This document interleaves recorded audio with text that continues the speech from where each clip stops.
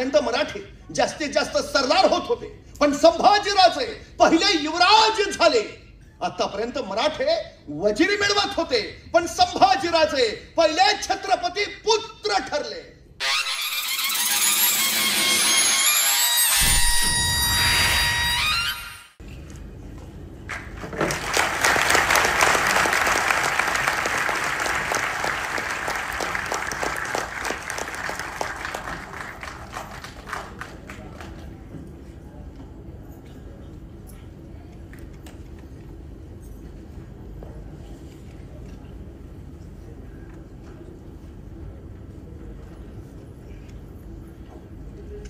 संगमरत्न foundation आणि स्वामी कोकणकर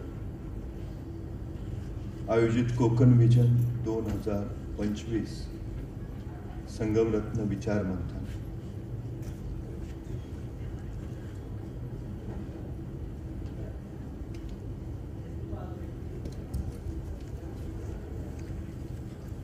उपस्थित आपण सर्व सन्माननीय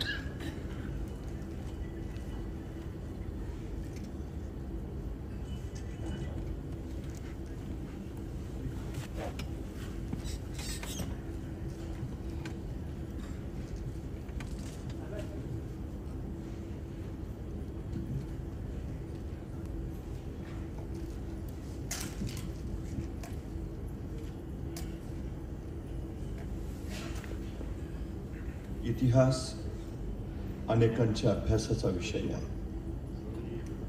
इतिहास अनेकांच्या व्यासंगाचा विषय आहे. इतिहास अनेकांच्या संशोधनाचा विषय आहे. इतिहास अनेकांच्या अभिमानाचा विषय आहे. इतिहास अनेकांच्या स्वाभिमानाचा विषय आहे. इतिहास अनेकांच्या चेतनेचा, प्रेरणेचा विषय आहे. इतिहास काही घडवण्याचा, घडवू पाहण्याचा, काही करण्याचा, करून दाखवण्याचा आशय आहे. इतिहास विसरणारी माणसं इतिहास घडवू शकत नाहीत आणि इतिहास घडवणारी माणसं इतिहास विसरू शकत नाहीत. हा सगळ्यात मोठा इतिहासाचा आशय आहे. जगाच्या पाठीवर सगळ्यात जास्त पुतळे आणि सगळ्यात जास्त स्मारक जर कुणाची असतील तर ती आहेत छत्रपती शिवाजी महाराजांची.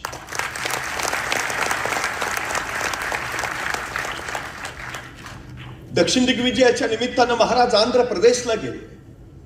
आंध्रातल्या त्या मुक्कामात महाराजांनी श्री शैल मल्लिकार्जुनचं दर्शन घेतलं. महाराज मंदिरातून दर्शन करून बाहेर आले. महाराजांनी मंदिराचा परिसर न्याहाळला आणि महाराजांच्या लक्षात आलं मंदिर देखना, मंदिर सुबक आहे, पण मंदिराला घाट नाहीये. आणि महाराजांनी आंध्र प्रदेशच्या त्या मुक्कामात श्री शैल मल्लिकार्जुनच्या मंदिराचे सगळे घाट बांधून काढले. आतापर्यंत अनेक राजे महाराजे आले गेले असतील, अनेकांनी ते मंदिर पाहिलं असेल. त्या मंदिराला घाट नाही ते अनेकांच्या लक्षात आलं असेल, पण ते घाट बांधावे असं वाटलं कुणालाही नाही. ते वाटलं फक्त छत्रपती शिवाजी महाराजांना. अर्थात नसते घाट बांधले तरी काही फारशी अडचण नव्हती. आताच्या भाषेत म्हणता आलं असतं तो भाग कुठं माझ्या मतदारसंघात येतो. पण ही संकुचितता महाराजांकडे नव्हती. एक विलक्षण व्यापकता त्यांच्या ठाई होती. एके दिवशी महाराजांनी मंदिरात दर्शन घेतलं आणि मंदिराच्या शिखराचं दर्शन घेण्यासाठी महाराज बाहेर आले. महाराजांनी मंदिराच्या शिखराकडे पाहिलं आणि महाराजांच्या लक्षात आलं मंदिराच्या प्रत्येक कोपऱ्यावर एक गोपूर आहे, पण उत्तरेच्या बाजूचं गोपूर बांधायचं राहिलं. चौथं गोपूर अपूर्ण आहे आणि महाराजांना तत्काळ वाटलं हे अपूर्ण राहिलेलं गोपूर बांधायलाच हवं. आणि महाराजांनी आंध्र प्रदेशचे काही मजूर बोलावले. त्यांना सांगितलं हे अपूर्ण राहिलेलं चौथं गोपूर बांधून पूर्ण करा. किती खर्च येईल? मजुरांनी रक्कम सांगितली. महाराजांनी तत्काळ पैसे दिले. गोपूर बांधून पूर्ण करा. आणि महाराज पुढच्या मोहिमेला निघाले. महाराजांनी दिलेल्या रकमेच्या बळावर आंध्र प्रदेश मधल्या त्या मजुरांनी श्री शैल मल्लिकार्जुनच्या मंदिराचं ते चौथं गोपूर बांधून पूर्ण केलं. गोपूर बांधून झालं. सगळे मजूर एकत्र बसले. त्यांची चर्चा चालू झाली. ऐसा राजा होणे नाही. कित्येक आले, कित्येकाने मंदिर पाहिले, कित्येकांच्या ध्यानी आले. चौथे गोपूर बांधावयाचे राहिले, पण बांधावे ऐसे वाटले कोणालाही नाही. ते वाटले फक्त छत्रपती शिवाजी महाराजांना. ऐसा राजा होणे नाही. या राजांचं अस्तित्व इथं राहायला हवं. या राजांकडून आपल्याला प्रेरणा मिळायला हवी. काय करता येईल? अनेक मजूर म्हणाला आपण असं केलं तर हे जे चौथं गोपूर आपण बांधलंय त्या चौथ्या गोपुरात आपण महाराजांचीच मूर्ती बसवली तर उत्तम उत्तम उत्तम. आणि आश्चर्य वाटेल, आंध्र प्रदेशच्या मजुरांनी वर्गणी काढली आणि श्री शैल मल्लिकार्जुनच्या मंदिराच्या त्या चौथ्या गोपुरात छत्रपती शिवाजी महाराजांची मूर्ती बसवली. महाराजांच्या जिवंतपणी महाराजांचं उभारलेलं हे स्मारक आहे आंध्र प्रदेश मध्ये. महाराजांनी तिथंच एक ध्यान मंदिर सुद्धा उभारलेलं. काळाच्या ओघात त्याची पडझड झाली. आज त्याच ठिकाणी छत्रपती शिवाजी महाराजांचं स्फूर्ती मंदिर उभं आहे आंध्र प्रदेशात. महाराज दक्षिण दिग्विजय करून परत निघाले. येता येता कर्नाटकात आले. कर्नाटकात बेलवाडी नावाचं एक ठाणं आहे. राणी मल्लम्मा तथा सावित्रीबाई देसाई नावाच्या ठाणेदारांनी तिथं राज्य करत होत्या. नवऱ्या आदिलशाही सरदार मरण पावला. नवऱ्याच्या पश्चात ठाण्याचा कारभार या सावित्रीबाई देसाईंकडे आला. आमचा दादाजी नावाचा सरदार, त्याला असं वाटलं की सगळं जिंकत निघालोच आहे तर बेलवाडीचं ठाणही जिंकावं. कोणी सावित्रीबाई म्हणून आहे, सहज पराभूत करता येतील. त्याने मोजकं सैन्य घेतलं. बेलवाडीच्या ठाण्यावर हल्ला चढवला. पण बाई मोठ्या चिवट आणि जिद्दीच्या त्यांनी दादाजीचा सपशेल पराभव केला. सावित्रीबाईने आपला पराभव केला. हे जर महाराजांना कळलं तर दादाजींनी पुन्हा प्रचंड फौज घेतली. बेलवाडीच्या ठाण्यावर पुन्हा हल्ला चढवला. यावेळी मात्र सावित्रीबाई देसाईंचा पराभव झाला. विजयाच्या उन्मादात दादाजींनी सावित्रीबाईंना कैद केलं. महाराजांच्या सामने चला. आणि कैद झालेल्या सावित्रीबाई निघाल्या. अचानक थबकल्या. गर्दीशी मागं वळाल्या. स्वतःचं तानं बाळ त्याने आपल्या सोबत घेतलं आणि म्हणाल्या आता चला. तानं बाळ घेतलेल्या कैदी सावित्रीबाई महाराजांच्या समोर कैदी म्हणून उभा राहिल्या. त्यांना माहिती आहे आपण कैदी आहोत, आपण पराभूत आहोत. हे राजे आता आपल्याला शिक्षा सुनावणार, सजा फरमावणार. पण महाराजांनी काही शिक्षा सुनावण्या अगोदरच सावित्रीबाई सरकन पुढे झाल्या आणि स्वतःच्या हातातलं तानं बाळ त्यांनी महाराजांच्या मांडीवर ठेवलं आणि त्या महाराजांना म्हणाल्या मी तुमची दोषी आहे, मी तुमची कैदी आहे. काही शिक्षा द्यायची असेल तर ती मला द्या. पण या सगळ्या प्रकारात माझ्या या तान्या बाळाचा काही दोष नाही. त्याला दोषीच नको. आपल्या मांडीवरच्या त्या तान्या बाळाकडे बघत महाराजांनी स्मित केलं. चिटणीसाला इशारत झाली. चिटणीस दुधाची वाटी घेऊन आला. आपल्या मांडीवर असणाऱ्या त्या तान्या बाळाला महाराजांनी चमच्यानी दूध पाजलं आणि दूध पाजून झाल्यावर त्या तान्या बाळाकडे बघत महाराज सावित्रीबाईंना म्हणाले हा आमच्या मांडीवर जो आहे ना तो आमचा भाचा आहे. अहो हा आमचा भाचा म्हणजे तुम्ही आमच्या बहीण झाला. मग कुठला भाऊ बहिणीला शिक्षा देतो, कुठला भाऊ बहिणीचं राज्य बळकावतो? दादाजी यांचं राज्य यांना परत द्याच. पण आमच्या बहीण म्हणून आमच्याकडून चोळी बांगडीसाठी यांना नवराज्य जोडून द्या. आणि हा आमच्या मांडीवरचा आमचा भाचा त्याच्या दूध भातासाठी वतनाची व्यवस्था करा. त्या सावित्रीबाईंना काही कळेल. कैसा राजा ऐसा राजा होणे नाही. माझं राज्य ताब्यात घेणं राहिलं बाजूला, मला शिक्षा करणं राहिलं बाजूला. हा राजा मला माझं राज्य तर परत देतोच, पण मला आपली बहीण मानतो. चोळी बांगडीसाठी नवराज्य जोडून देतो. माझ्या मुलाच्या दूध भाताची व्यवस्था करतो. धन्य धन्य ऐसा राजा होणे नाही. या राजांची ही कीर्ती चिरंतन राहावी म्हणून या सावित्रीबाई देसाईंनी या प्रसंगाची 3 दगडी शिल्प तयार केली. महाराज बसलेत. त्यांच्या मांडीवर ते तानं बाळ आहे. महाराज त्याला चमच्याने दूध पाजतायत आणि शेजारी सावित्रीबाई देसाई उभा आहेत. अशी ते दगडी शिल्प.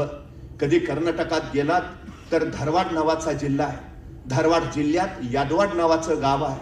यादवाड गावात एक मारुतीचं मंदिर आहे आणि त्या मारुतीच्या मंदिरात सावित्रीबाई देसाईंनी कोरलेलं छत्रपती शिवाजी महाराजांचं हे दगडी शिल्प आहे. महाराजांच्या जिवंतपणी महाराजांचं उभारलं गेलेलं हे पहिलं मंदिर आहे कर्नाटक मध्ये.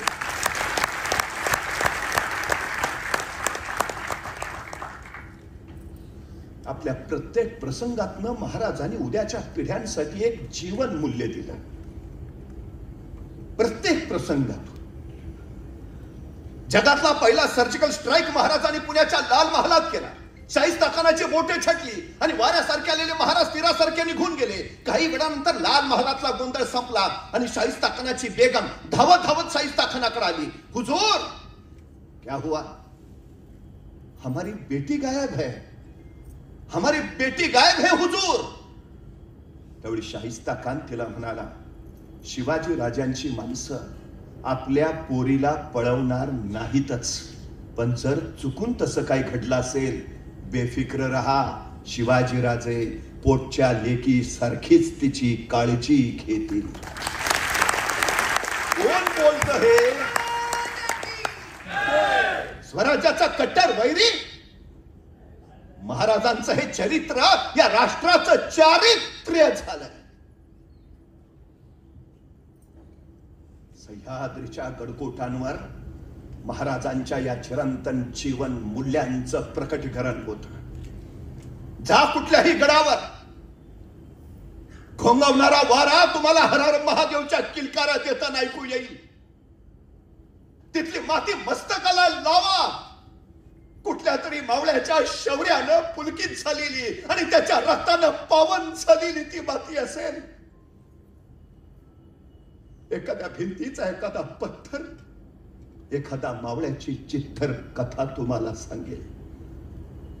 सह्याद्रीच्या माथ्यावर महाराजांच्या कर्तृत्वाची उभा असणारी ही जिवंत स्मारक, इथले गडकोट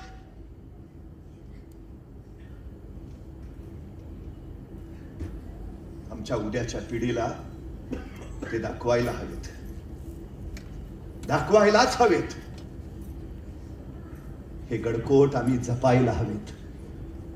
नाहीतर खरंच रामायण घडलं होतं का असं विचारणारे उद्या खरंच स्वराज्य अस्तित्वात आलं होतं का असाही प्रश्न विचारतील आणि पुरावे म्हणून दाखवायला आमच्याकडे गडकिल्लेही शिल्लक नसतील. त्या अमेरिकेला इतिहास नाही हो. 350 वर्षापूर्वी ते राष्ट्र जन्माला आलंय, पण 350 वर्षापूर्वीचा दगड सुद्धा त्यांनी काचेत ठेवलाय का? आमचा इतिहास आहे. त्यांनी दगडांची स्मारक केली, आम्ही स्मारकांची दगड करून टाकलीत.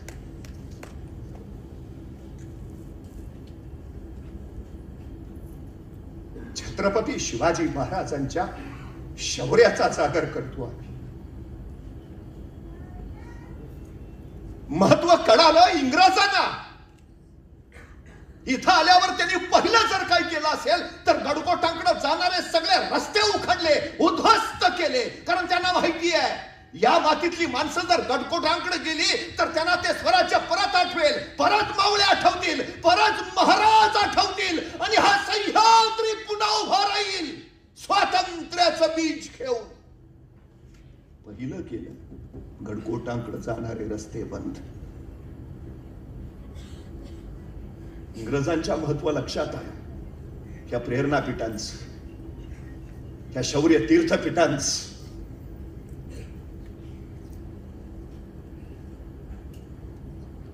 उद्याची पिढी घडवायची असेल तर ही प्रेरणापीठ परत जागृत करायला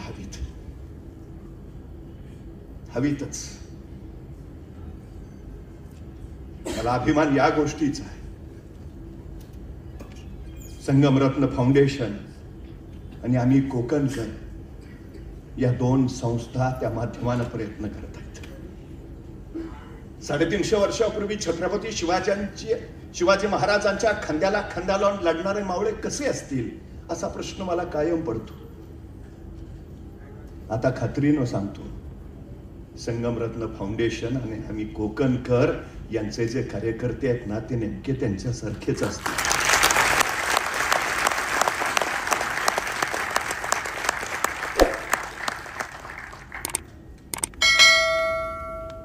महाराजांकडे त्यावेळी काही नव्हतं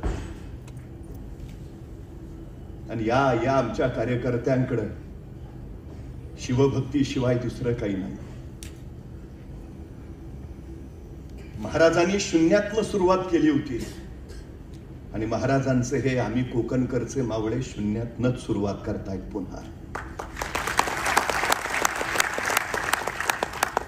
पण सुरुवात केली तेच पोचतील ना. काय होतं महाराजांकडं? महाराजांनी शून्यातून राज्य उभा केलं. आमच्याकडे सगळं रेडीमेड तयार आहे, तरी आमच्या हातून काही होत नाही.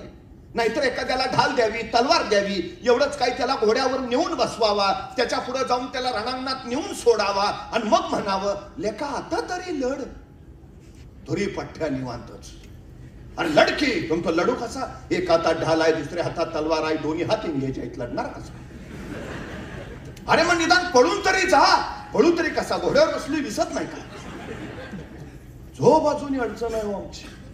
मुंगी बघितली, मुंगी मुंगी मुंगी मुंगी केवढीशी, तिचं डोकं केवढंस, डोक्यातला मेंदू केवढासा, तरी पण त्या मुंगीला बरोबर कळतं कुठल्या गावातल्या, कितव्या आळीतल्या, कितव्या घरातल्या, कितव्या खोलीतल्या, कितव्या कपाटावरच्या, कितव्या फळीवर किती नंबरचा साखरेचा डबा आहे. सांगावं लागत नाही, रस्ता दाखवावं लागत नाही. कणभर मुंगी ध्येय गाठते ना. अडचण काय आहे आम्हाला? 1645 महाराजांनी तोरणा घेतला, 1646 राजगड, पण बेबसाऊ होता. घेतला तर बांधला पाहिजे, बांधायचा तर पैसे पाहिजेत. होते कुठे महाराजांकडे? मग महाराज असं म्हटले का की घेतला राजगड तर बांधला पाहिजे, बांधायचा तर पैसे पाहिजेत. आहेत कुठं आपल्याकडं? मग कशाला घ्या, बघू पैसे आल्यावर. नाही थांबले महाराज. 46 घेतला राजगड, बघू पुढचा पुढं. त्याच वेळी तोरण्याचं काम चालू होतं आणि तोरण्याचं काम चालू असतानाच महाराजांना तोरण्यावर सोन्याच्या मोहरांनी भरलेले 7 हंडे सापडले आणि त्या संपत्तीतनं महाराजांनी राजगडाचे बांधकाम सुरू केले. महाराज सांगताय तुम्ही सुरुवात करा, जगदंबा आशीर्वाद घेऊन तुमच्या पाठीशी उभा असते. सुरुवात महत्वाची. मी परवा रस्त्याने निघालो होतो, सायंकाळची वेळ. एका डोंगराच्या पायथ्याला एक सद्गरस्तू उभा होता. त्याला विचारलं का थांबलाय? तो म्हटला नाही, डोंगरावर जायचं आहे. म्हटलं जा ना. मग नाही, अंधार आहे ना. मग मी माझ्या हातातला कंदील त्याला दिला. म्हटलं जा आता. मी घरी निघून आलो. दुसऱ्या दिवशी पहाटे 5 वाजता मी तिथूनच निघालो होतो. हा सद्ग्रस्त तिथंच पायथ्याला. मी म्हटलं अरे वा, जाऊन आला वाटतं. तो म्हटला नाही, गेलोच नाही. म्हटलं का? अंधार आहे ना. मी म्हटलं रात्री तुला कंदील दिला होता ना. हो दिला होता ना, पण त्याचा उजेड फक्त माझ्या पायापुरताच पडतोय, मला किती लांब जायचं आहे. अरे भल्या माणसा, तू चालायला सुरुवात तर कर, उजेड आपोआप तुझ्या पावलाबरोबर येत जाईल. सुरुवात महत्वाची, सुरुवात सगळ्यात महत्वाची. 1670 साली मोगल मराठा संघर्ष प्रचंड वाढला. मोगलांची फौज लाखोची आणि महाराजांची अवघी 20,000. मग महाराज असं म्हटले का त्यांची लाखोची, आपली 20,000, डिपॉझिट पण राहणार नाही, कशाला अर्ज भरा? नाही हो, महाराज म्हटले त्यांची लाख तर लाख, आपली 20 तर 20. सुरुवात तर करू. केली सुरुवात. 1670 महाराजांनी प्रबळगड घेतला आणि प्रबळगडाची पाहणी करायला महाराज पालखीत बसून प्रबळगडावर निघाले. प्रबळगडाच्या एका मार्गावरनं पालखीतून जात असताना महाराजांच्या शेल्याचं टोक तिथल्या बोरीच्या झाडाच्या फांदीच्या काठ्यात अडकलं आणि महाराजांना ताण बसला. तसे महाराज म्हणाले, पालखी थांबवा. पालखी थांबली आणि महाराज सोबत त्यांना म्हणाले, हे बोरीचे झाड आमच्या पुढे जाण्यावर आक्षेप घेते आहे. हे बोरीचे झाड आम्हाला पुढे जाण्यापासून अडवते आहे. हे बोरीचे झाड आम्हाला काही सांगू पाहते आहे. इथे काहीतरी आहे आहे आहे. खना खना. माणसं कामाला लागली. बोरीच्या झाडाजवळ खणायला सुरुवात झाली. 5-6 फूट गेली. दगडी भिंत उकरली. 27 घागरी आणि 4 कढया एवढं सोनं महाराजांना तिथं सापडलं आणि त्या संपत्तीतनं महाराजांनी शस्त्रसज्ज सैन्य उभा. तुम्ही सुरुवात करावो, सगळी सृष्टी तुमच्या पाठीशी उभा असते. त्या विलक्षण प्रेरणेतनच संगमरत्न फाउंडेशन आणि आम्ही कोकणकर यांनी ही सुरुवात केली आहे. इतिहासाचा पुन्हा जागर करण्याची, इतिहासाची ती प्रेरणापीठ, तीर्थपीठ पुन्हा उभा करण्याची. उद्याच्या पिढीसाठी फार महत्वाचं आहे होते. 12 वर्षाचे होते शिवबाराज. शहाजीराजे मासाहेबांनी ठरवलं, थोरले पुत्र संभाजीराजे शहाजीराजांबरोबर कर्नाटकातच राहतील. ते कर्नाटकात राज्य विस्तार करतील आणि धाकटे पुत्र शिवबाराजे मासाहेब जिजाऊंच्या सोबत पुण्यात येतील आणि ते महाराष्ट्रात राज्य उभा करतील. 12 वर्षाचे शिवबाराजे मासाहेब जिजाऊंच्या सोबत पुण्याकडे यायला निघाले. पुत्र निघालाय. जाणाऱ्या आपल्या या 12 वर्षाच्या पुत्राला एका पित्यानं काय द्यावं? आमचा मुलगा जर कुठे निघाला तर आम्ही काय देतो? डबा, वेळेवर खा. फारच काळजी असेल तर आई सांगते नीट जा, नीट ये. अधिकची काळजी असेल तर आई म्हणते बसमध्ये बसताना मधल्याच सीटवर बस. बाळ म्हणतं का? नाही, पुढनं कुणी ठोकलं तरी तू सुरक्षित, मागणं कुणी धडकलं तरी तू सुरक्षित. बाळा, तू जगला पाहिजे. मग 12 वर्षाचे निघाले शिवबाराचे. एका पित्यानं जाते वेळी काय द्यावं? स्वप्न दिलं, ध्येय दिलं, महत्वाकांक्षा दिली. शहाजीराजांनी स्वतः संस्कृत मधून लिहिलेली मुद्रा आपल्या 12 वर्षाच्या पुत्राच्या हाती सोपवली. काय होतं मुद्रेत? प्रतिपच्छ चंद्र लेखेव वर्गिष्णू विश्ववंदिता शाह सुनो शिवाचा तस्य मुद्रा भद्राय राजते. एक पिता आपल्या पुत्राला सांगतोय, प्रतिपदेच्या चंद्राच्या कलेप्रमाणे तुमचं राज्य वाढत वाढत जाईल आणि एक दिवस ते विश्वाला वंदनीय होईल. काय विश्वास आहे. शहाजीराजे असं म्हटले का? तुम्हाला जमेल का? तुम्ही कराल का? नाही, तुमच्याच्याने होईल का? सवालच नाही. जमणारच, जमणारच. मी कायम सांगतो, आमच्या पोरांच्या चुका काढण्यापेक्षा त्यांचं कौतुक करायची संधी शोधा. पोरं इतिहास घडवतील. आमच्या या पोरांच्या पाठीवर त्या कौतुकाच्या थापेची गरज आहे. 350 वर्षापूर्वीचा इतिहास ती कोकणात पुन्हा जिवंत करतील, पुन्हा उभा करतील. महाराजांनी तोरणा राजगड पाहता पाहता स्वराज्याला सुरुवात केली. महाराज तोरण्याच्या परिसरात होते आणि अचानक महाराजांनी बघितलं पश्चिमेच्या बाजूच्या डोंगराच्या पल्यात एक उंच सुळका. महाराजांनी आपल्या दोस्ताला विचारलं, हा सुळका कुठला? आणि तो सांगता झाला, जी लिंगोबाचा, लिंगाण्याचा पर्वत म्हणतात. लय गचपण. कोकणात उतरायला 2-3 वाटा हायती तिथनं. महाराजांची इशारा झाली आणि 20-30 पोरं बघता बघता त्या निसर्गाच्या अरण्याच्या जंगलाच्या प्रदेशातनं दौडत दौडत निघाली. रामलिंगाच्या पठारावर आली आणि महाराजांनी बघितला जमिनीतून निघालेला आणि आसमानात घुसलेला तो लिंगोबाचा डोंगर.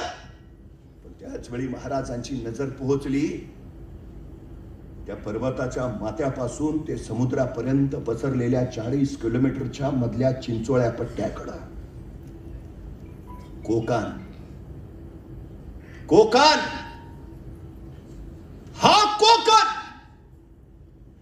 महाराजांचं लक्ष कोकणाकडे गेलं आणि त्या क्षणापासून अखेरपर्यंत महाराज कोकणावर नितांत प्रेम करत राहिले.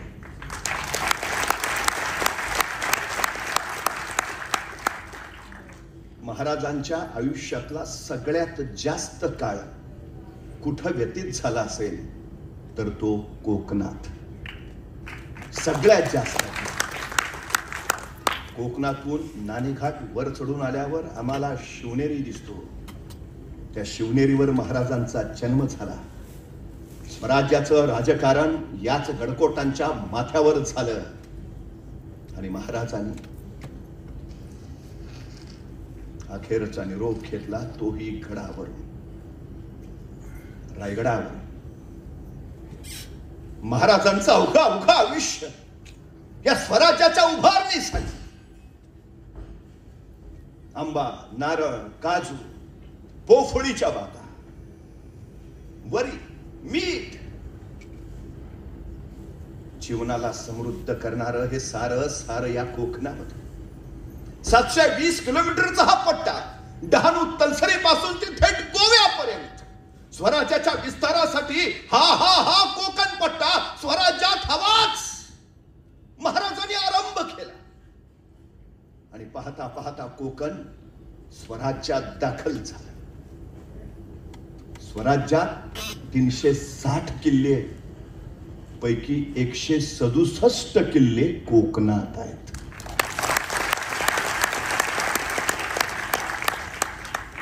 राज्य उभा राहील, पण महाराजांच्या लक्षात आलं या भूमीवर राज्य नव्हती असं नाही. विजयनगरचं हिंदू साम्राज्य होतं, देवगिरीचं राज्य होतं, पण उद्ध्वस्त झालं. आपण हे स्वराज्य उभा करतो आहोत, कदाचित तेही नाही. हे स्वराज्य चिरंतन राहिलं पाहिजे. आणि महाराजांनी पहिला विचार केला, स्वराज्याला धोका कुठून?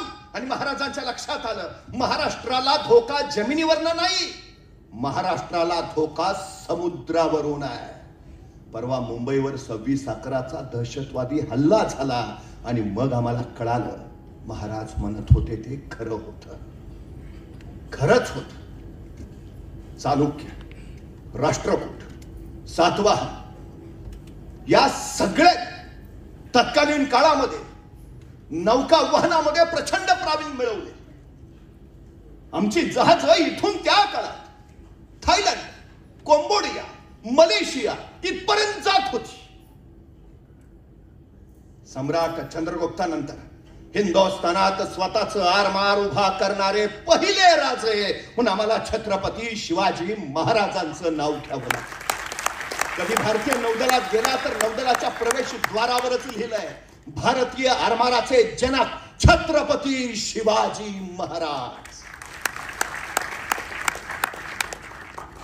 आरमार उभा करायचं तर जहाज हवी, तोफा हव्यात, दारुगोळा हवा.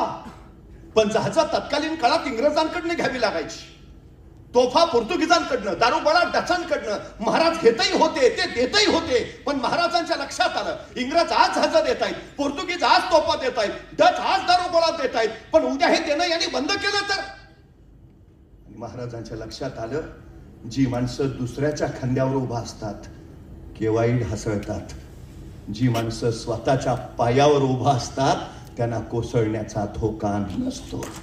स्वराज्य स्वतःच्या पायावर उभा राहिलं पाहिजे. आणि मग रत्नागिरी जिल्ह्यातल्या विजयदुर्गला जहाज बांधायचा कारखाना महाराजांनी सुरू केला. मुंबई जवळच्या कल्याणला आरमाराची गोदी काढली आणि पुणे जिल्ह्यातल्या मावळामध्ये तोफा ओतायचा कारखाना सुरू झाला. कुडाळ, डिचोलीला दारुगोळ्याचे कारखाने चालू झाले. स्वराज्याला जे आवश्यक ते स्वराज्यातच निर्माण होऊ लागलं. उद्योगशीलता आणि उद्यमशीलता हे महाराजांनी महाराष्ट्राला दिलेले दोन अलौकिक गुण.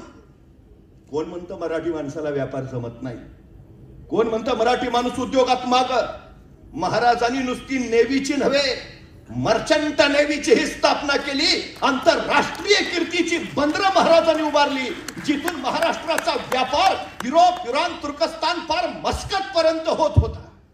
स्वराज्याची अर्थव्यवस्था महाराजांनी या व्यापाराच्या बळावरच संवर्धित केली. आम्ही विसरलो सगळं. एक काळ होता, आम्हाला आमच्याच देशातल्या समुद्रात जायचं झालं तर पोर्तुगीजांचा परवाना लागायचा. महाराजांनी असा कायापालट केला की आता पोर्तुगीजांना आमच्या समुद्रात यायचं झालं तर महाराजांचा परवाना लागायचा. अबे नावाचा फ्रेंच प्रवासी महाराजांच्या कार्यालयात आला. त्याला राजापूरच्या बंदरात जायचं होतं. आता परवाना घ्यावा, निघून जावं ना. पण या लोकांकडे एक विलक्षण गुण आहे, जिज्ञासा. विलक्षण म्हणजे आपल्याला आपल्याबद्दल जेवढी माहिती आहे त्याच्यापेक्षा आपल्याबद्दल कित्येक पटीनं परकीयांना माहिती आहे. 169 इंग्रज आले होते फक्त भारतात सुरुवातीला. इथं आल्यावर त्यांनी काय केलं, पहिलं भारतीयांचा अभ्यास केला आणि त्यांच्या लक्षात आलं यांच्यावर राज्य करणं सोपं आहे. मग त्यांनी आणखी 1000, मग 10,000 47 ला देश स्वतंत्र झाला त्यावेळी देशाची लोकसंख्या 29 कोटी आणि या देशात इंग्रज किती आहे? फक्त 1 लाख. 1 लाख इंग्रजांनी 29 कोटी जनतेवर 150 वर्ष राज्य केलं. कशाच्या बळावर? अभ्यास. अभ्यास. जिज्ञासा नावाचा विलक्षण गुण आहे जो तुम्हाला प्रश्न विचारायला प्रवृत्त करतो. प्रश्न तुम्हाला उत्तर देतात, उत्तर तुम्हाला माहिती देतात, माहिती तुम्हाला ज्ञान देते आणि ज्ञान तुम्हाला यश देते. हे सगळ्यात महत्वाचं. पण आमची अलीकडची अडचण अशी आहे, सध्या आमच्या पोरांमध्ये जिज्ञासा नावाचा गुणच अस्तित्वात नाही. इथं कोणी शिक्षक असतील तर ते सांगतील, हल्ली आमची पोरं प्रश्न विचारत नाहीत. प्रश्न न विचारायची 2च कारणं असतात. 1 सगळं येतंय आणि 2 काहीच येत नाही. मला कधी कधी बरं वाटतं, बरं झालं ते सफरचंदाच्या झाडाखाली न्यूटनच बसला होता. ते नेमकं सफरचंद खाली पडलं आणि त्याला प्रश्न पडला, सफरचंद खालीच का पडलं, आणि मग गुरुत्वाकर्षणाचा शोध लागला. मला खरंच बरं वाटतं, बरं झालं सफरचंदाच्या झाडाखाली न्यूटनच बसला होता. बघा ना, आपल्यातला एखादा बसला असता आणि पडला असतं सफरचंद खाली, काय प्रश्न पडला असता आपल्याला? बरं झालं मी असतानाच पडला. दुसरा प्रश्न, बरं झालं आणखी कोणी नाही, अकेले अकेले खाईल. आणि जर एखाद्याला प्रश्न पडलाच आणि त्याने विचारलं वडिलांना, बाबा सफरचंद खाली का पडलं? बाबा म्हणणार, खा ना मुकाट्यानं, का डोक्याला ताप? हाय ते व्याप कमी आहेत का? संपला आमचा न्यूटन सफरचंदाच्या झाडाखालीच. महाराजांकडे एक विलक्षण गुण आहे, जिज्ञासा. विलक्षण. सह्याद्रीच्या माथावरच्या गडकोटांवर फिरा, जिज्ञासेतून निर्माण झालेलं ज्ञान तुम्हाला पावलं पावली भेटेल तिथं. काय विलक्षण आहे ते. ह्या कधीतरी गडकोट फिरून. विज्ञान युगात राहताना सुद्धा विज्ञानाला जे जमलेलं नाही, 350 वर्षापूर्वी महाराजांनी ते गडकोटांवर निर्माण केलेलं तुम्हाला दिसेल. कुठलं लाकूड जाळल्यावर काळा धूर होतो, कुठलं लाकूड जाळल्यावर पांढरा धूर, कुठलं लाकूड जाळल्यावर निळ्या ज्वाळा, कुठलं लाकूड जाळल्यावर लाल ज्वाळा, याच्यावर संकेत ठरायचे महाराजांचे. आमचे तानाजी कोंडाणा घ्यायला गेले, कोंडाणा जिंकला, मावळ्यांनी तिथली गवताची गंज पेटवली, त्या गवताच्या गंजीचा पांढरा धूर आसमानात भिडला आणि राजगडावरनं राजाने तो पांढरा धूर बघितला आणि राजे कडाडले, गड फते. पांढरा धूर हा संकेत आहे विजय मिळाल्याचा. एखादी अशुभ बातमी असेल, राजगडावर काळा धूर केला जायचा, राजगडाचा काळा धूर तोरण्यावर दिसायचा, मग तोरण्यावर काळा धूर, तोरण्याचा काळा धूर प्रतापगडावर दिसायचा, मग प्रतापगडावर काळा धूर, प्रतापगडाचा काळा धूर अजिंक्य ताऱ्यावर दिसायचा, मग अजिंक्य ताऱ्यावर काळा धूर, अजिंक्य ताऱ्याचा काळा धूर पाटणच्या दातेगडावर दिसायचा, मग दातेगडावर काळा धूर, दातेगडाचा काळा धूर कोल्हापूरच्या पन्हाळ्यावर दिसायचा, मग पन्हाळ्यावर काळा धूर, पन्हाळ्याचा काळा धूर रांगण्यावर दिसायचा, मग रांगण्यावर काळा धूर, रांगण्याचा काळा धूर सामानगडावर दिसायचा, मग सामानगडावर काळा धूर, सामानगडाचा काळा धूर प्रचित गडावर दिसायचा, मग प्रचित गडावर काळा धूर महाराष्ट्रातल्या 360 किल्ल्यावर 1 तासाच्या आत संदेश पोहोचायचा. काय झालंय?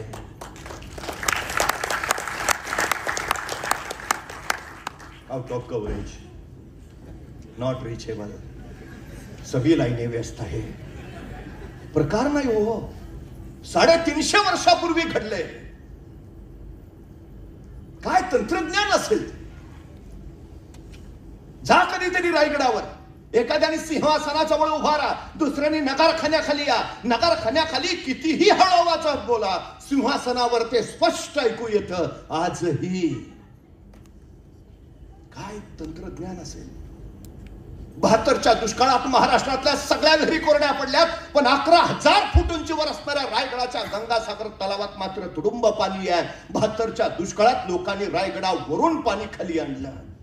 काय तंत्रज्ञान आहे. कुठल्याही गडावरचा पाण्याची टाकी दिसतील, कुठल्याही विद्युत जनत्रशिवाय, यंत्राशिवाय, मोटारशिवाय सगळ्या गडभर ते पाणी कसं फिरवलं एकदा बघून या. 350 वर्षापूर्वी घडलंय. स्वराज्यासाठी, आरमारासाठी जहाज, महाराजांनी जहाज बांधायचा कारखाना काढला. स्वराज्याच्या बनावटीची जहाज दर्यात तरंगू लागली, पण ही जहाज दर्यात तरंगली त्यांच्या रावजड तोफा ठेवल्या तर तोफ्याच्या ओझ्याने जहाज डचमळायचं, सबब नेऊन चुकायचा, तोफेचा गोळा पुढे पडला की दाब मागा पडायचा, जहाज पाण्यात बुडायचं. महाराजांनी हे बघितलं, विचार केला. महाराज कल्याणच्या कारखान्यात आले, सगळ्या कामगारांना गोळा केलं. मी सांगतो तसं जहाज तयार करा, मी सांगतो तसं. महाराजांनी सांगितलं असं असं असं, तसं तसं जहाज तयार झालं. तत्कालीन काळात पाण्यावर अत्यंत जलद गतीनं पडणार, किती ओझं ठेवलं तर न डचमळणार, तोफेचा गोळा पुढे सुटला, दाब मागा पडला तरी पाण्यात न बुडणार, असं विलक्षण जहाज महाराजांनी निर्माण केलं. ज्या इंग्रजांकडनं जहाज विकत घ्यावी लागायची त्या इंग्रजांनी महाराजांना पत्र पाठवलं, तुम्ही तयार केलेलं जहाज आम्हाला विकत देता का? महाराजांनी त्या जहाजाचं नाव ठेवलं संगमरी तथा संगमेश्वरी जहाज. महाराजांची निर्मिती आहे संगमेश्वरी जहाज. 350 वर्षापूर्वी सुरतेवर स्वारी केली महाराजांनी, इंग्रजांच्या वकारेवर छापा टाकला. आता शोधावं काय? सोना नाणं संपत्ती. पण महाराजांची जिज्ञासू नजर शोधत होती. इंग्रज पुढारलेले सुधारलेले काहीतरी वेगळं असेल आणि एका कोपऱ्यात महाराजांना कसलं तरी यंत्र सापडलं. महाराजांनी तत्काळ उचललं, आणलं सोबत. यंत्र उचलून आणलं खरं, पण यंत्र कशाचं आहे तेच कळेना. जिज्ञासा किती आहे बघा. महाराजांनी पुन्हा इंग्रजांनाच पत्र पाठवलं, ते परवा छापा मारलेला, आणलंय तुमचं यंत्र उचलून, पण कशाचं आहे सांगता का? नाही सांगितलं इंग्रजांनी. महाराजांनी शोध घेतला यंत्र कशाच, आणि महाराजांच्या लक्षात आलं हे छपाई करायचं यंत्र आहे. उत्तम उत्तम उत्तम ग्रंथ छापता येतील, ज्ञान प्रवाहित करता येईल, हे यंत्र सुरू व्हायला हवं. महाराजांनी परत इंग्रजांना पत्र पाठवलं, हे छपाई यंत्र चालवणारा माणूस पाठवता का? नाही पाठवला. यंत्र रायगडावर नेलं. रायगडावर त्यावेळी त्याला लिहिता मंडप म्हटलं जायचं, पण ते सुरू नाही झालं. शेवटी महाराजांनी ते यंत्र सुरतच्या भीमजी पारेख नावाच्या माणसाला दिलं. त्याला सांगितलं हे छपाई यंत्र सुरू करा, छपाई करा सुरू करा. आणि महाराजांनी दिलेलं ते यंत्र सुरतच्या भीमजी पारेखनी सुरू केलं आणि हिंदुस्थानातला पहिला छापखाना सुरतला चालू झाला, ज्याचं नाव होतं श्री शिवाजी छापखाना. भारतीय छपाई कलेचे जनक जिज्ञासेतून निर्माण होत. अबे खरे चौलच्या करल्यात उतरला, त्यांनी अधिकारला पहिला प्रश्न विचारला, तुमच्या महाराजांचं सैन्य कमी, तुमच्या महाराजांचं सामर्थ्य कमी, तुमच्या महाराजांची संपत्ती कमी, तरी तुमचे महाराज प्रत्येक लढाईत यशस्वी होत आहेत. तुमच्या महाराजांच्या यशाचं कारण काय? आणि महाराजांचा अधिकारी म्हणाला, आमच्या राजांच्या यशाचं कारण एकच, अभ्यास, प्रचंड अभ्यास, विलक्षण अभ्यास. आमच्या राजांचा सगळ्या क्षेत्रापर्यंतचा अभ्यास आहे. धर्मशास्त्र, अर्थशास्त्र, नीतिशास्त्र, समाजशास्त्र, राज्यशास्त्र, इतिहास, तोंडपाठ आणि भूगोल जणू राजांच्या नजरेत साठवलाय. अभ्यास हेच आमच्या राजांच्या यशाचं कारण. महाराजांच्या यशाचं कारण अभ्यास आणि आमच्या अपयशाचं कारण विनाभ्यास. अबेकरनं दुसरा प्रश्न विचारला, तुमचे महाराज हे सगळं करतायत, पण तुमच्या महाराजांचं ध्येय काय आहे? तुमच्या महाराजांचं स्वप्न काय आहे? तुमच्या महाराजांची महत्वाकांक्षा काय आहे? आणि महाराजांचा अधिकारी म्हणाला, आमच्या राजांचं स्वप्न, आमच्या राजांचं ध्येय, आमच्या राजांची महत्वाकांक्षा अहद तंजावर ते तहद पेशावर, सिंधू नदी पासून बंगालचा उपसागर अखंड स्वराज्य उभा करायचं आणि या स्वराज्यावर भगवा डौलानी फडकावत ठेवायचा, हे आमच्या राजांचं ध्येय. काय ध्येय? अहद तंजावर, तहद पेशावर, सिंधू नदी पासून बंगालचा उपसागर, अखंड स्वराज्य. महाराजांच्या शौर्याच्या पताका फडकतच होत्या, पण उद्याची पिढी महाराज त्याहून विलक्षण घडवत होते. 14 मे 1657 पुरंदरावर एका शिवरत्नाचा जन्म झाला आणि आपल्या ज्येष्ठ पुत्राची याद म्हणून मासाहेब जिजाऊनी त्यांचं नामकरण केलं. संभाजी राजे. संभाजी राजांच्या बाल लीलांनी सगळ्यांची मनं हरकू लागली. त्याच वेळी नियतीनं गलती केली.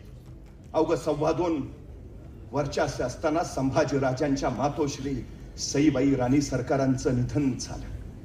डोईवरनं मातृत्वाचं छत्र हरपलं. पिता शिवाजी राजे पाठीला मरण मारून मुलूकभर दौड घेणारे. अशा वेळी सामने आल्या मासाहेब जिजाऊ. अजून दुसरे शिवराय घडवायची ताकद या जिजाऊत नक्कीच आहे सांगत. आणि जिजाऊ नावाच्या चालत्या बोलत्या विद्यापीठामध्ये संभाजी राजांचं बालपण सावरलं गेलं. संभाजीराजे चालणं बोलणं शिकले, लिहिणं वाचणं शिकले, नाना कला नाना विद्या याच्यामध्ये संभाजीराजे तरबेज झाले. धर्मशास्त्र, अर्थशास्त्र, नीतिशास्त्र, समाजशास्त्र, राज्यशास्त्र संभाजीराजे माहीर झाले. 1 नाही 2 नाही 3 नाही 4 नाही 5 नाही 6 नाही 7 नाही 8 नाही 9 नाही 10 नाही 11 12 13 14 15 16 भाषा यायला लागल्या संभाजीराजांना. मराठी येते, हिंदी येते, उर्दू येते, कन्नडी येते, तामिळ येते, हिब्रू येते, पाली येते, संस्कृत येते. महाराजांच्या राज्याभिषेकाला रायगडावर आलेला हेनरी ऑक्झेंडन लिहितो, या युवराजांनी माझ्याशी इंग्रजीतून संवाद साधला. शंभू राजांना इंग्रजी सुद्धा येते.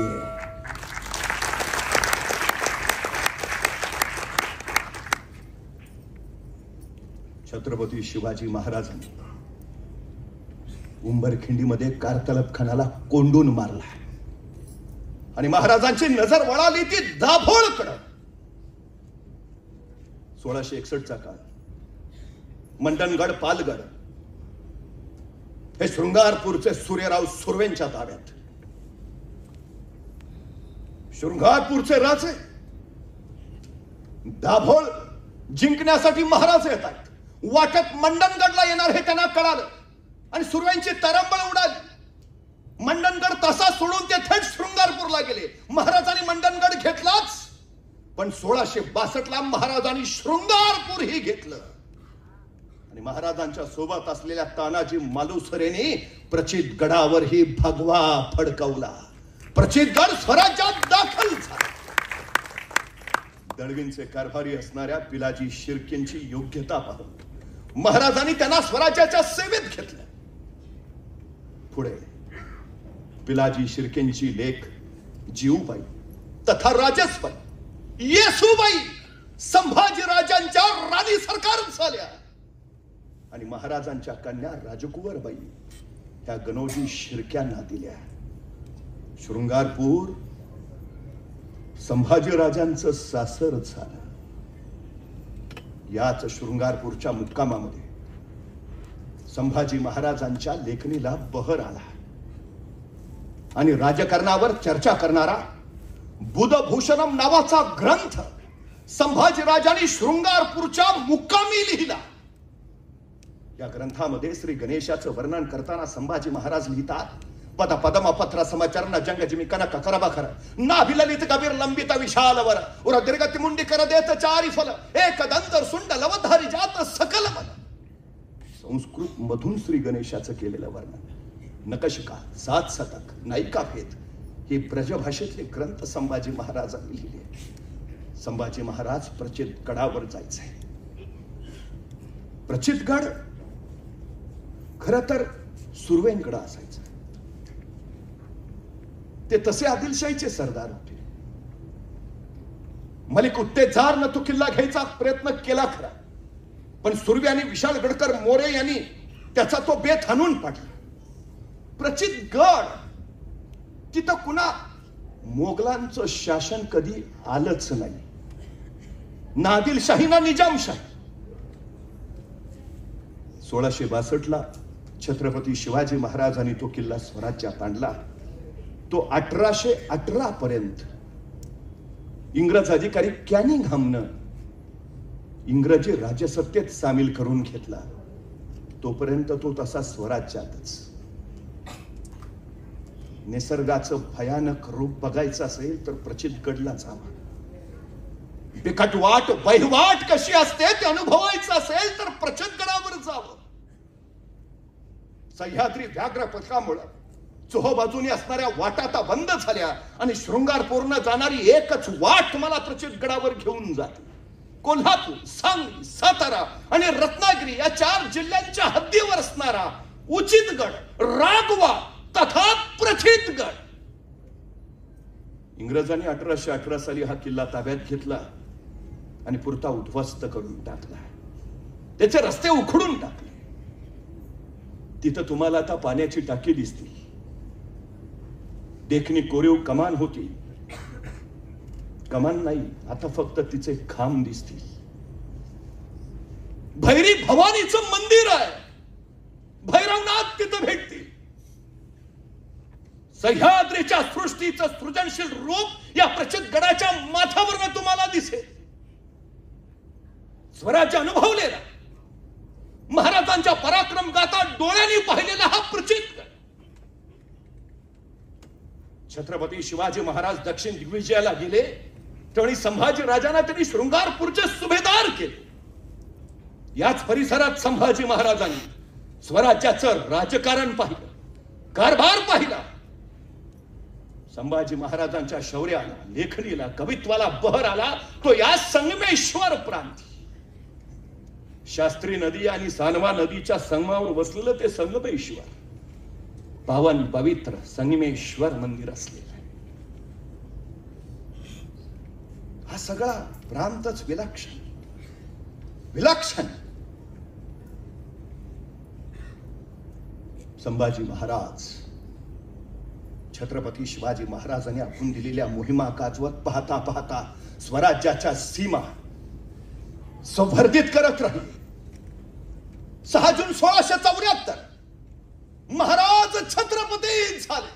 या म्लेंच्या पातशाहीमध्ये एक मराठा एवढा पातशाह झाला, ही गोष्ट काही साधी झाली नाही असं बखरकरांनी त्याचे वर्णनही केले. पण त्याच बरोबर आणखी एक घटना घडली.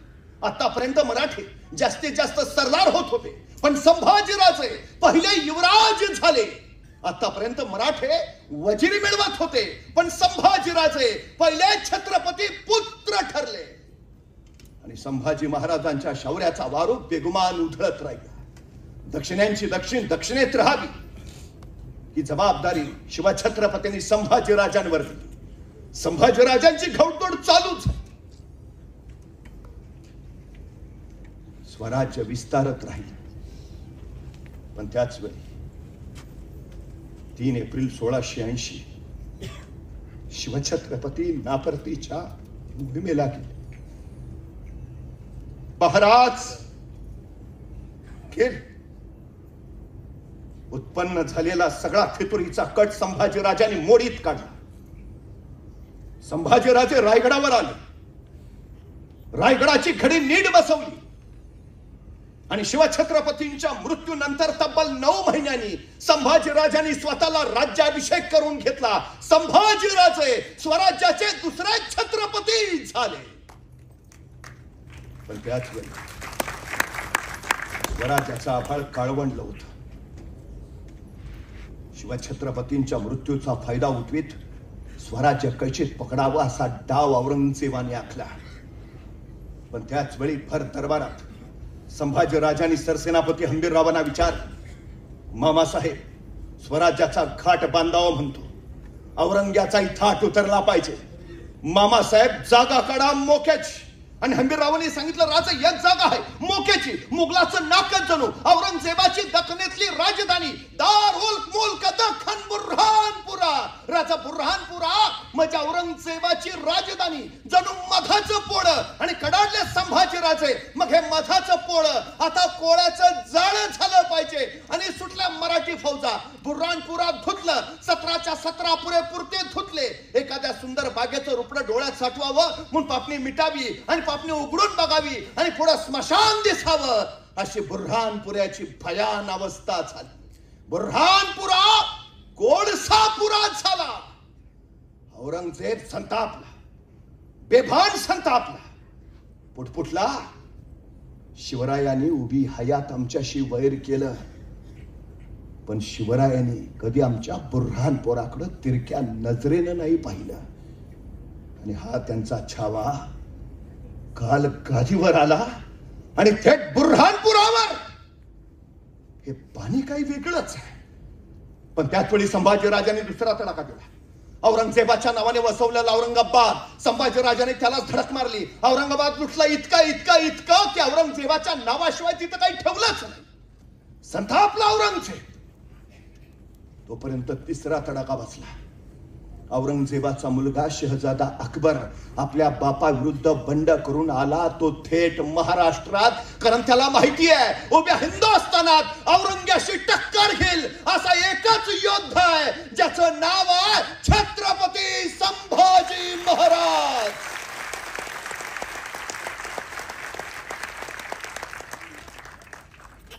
हो मुलखानी औरंगजेब स्वराज्याला खचित पकडण्यासाठी दख्खन मध्ये उतरला आणि कडाडले शंभू. येऊ द्या त्या औरंगजेबाला. अखेर त्याला त्याच्या मरणाची जागा कळली तर आता बघेल या छाव्याचा गनिमी का. आणि पाहता पाहता औरंगजेबाच्या फौजा फौजा फौजा स्वराज्यावर उतरू लागला आणि शंभूराजांच्या शौर्याचं वादळ घुमू लागलं. अरे तलवारीच्या टोकावर मरण घेऊन हिंडतात औरंग, तुला भाजायला वेळ नाही लागणार. त्या धगीनच गारच झाला औरंगजेब.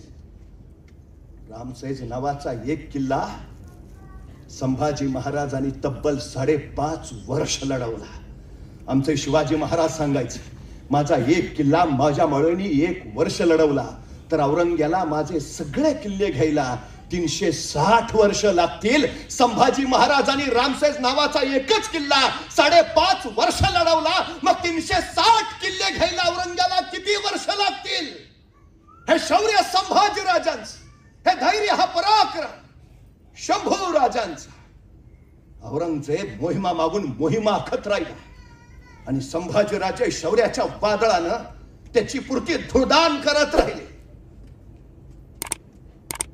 1 नाही 2 नाही 3 नाही 4 नाही तब्बल 12 आघाड्यावर निकराची पंचे फाड करणारा सेना धुरंदर शंभूराजे.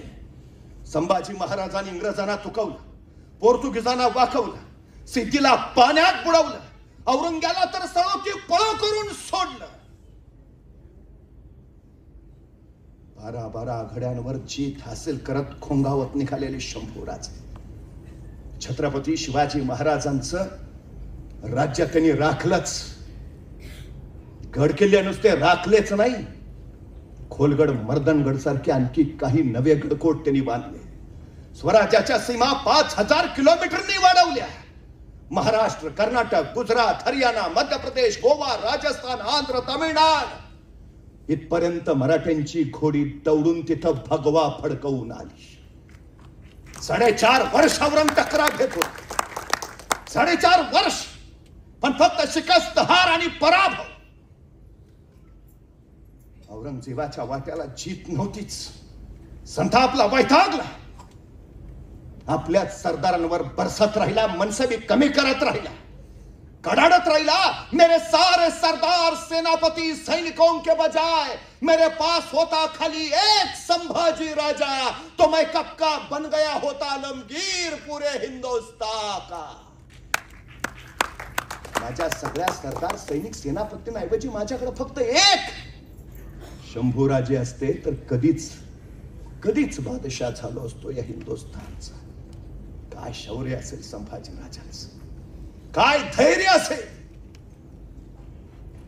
पण त्याच वेळी 4.5 वर्ष टकरा घेऊन औरंगजेबाच्या हाती काही नाही.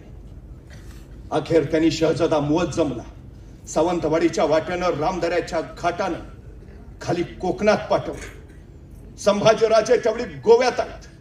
गोवा जणू आता ताब्यात आलंच आहे. गोव्यावर भगवा फडकणारच आहे. पण त्याच वेळी संभाजीराजांना बातमी कळाली, पुण्याच्या उत्तरेकडनं शाहबुद्दीन खान येतोय आणि सावंतवाडीच्या रामदऱ्याच्या घाटानं शहजादा मुअज्जम.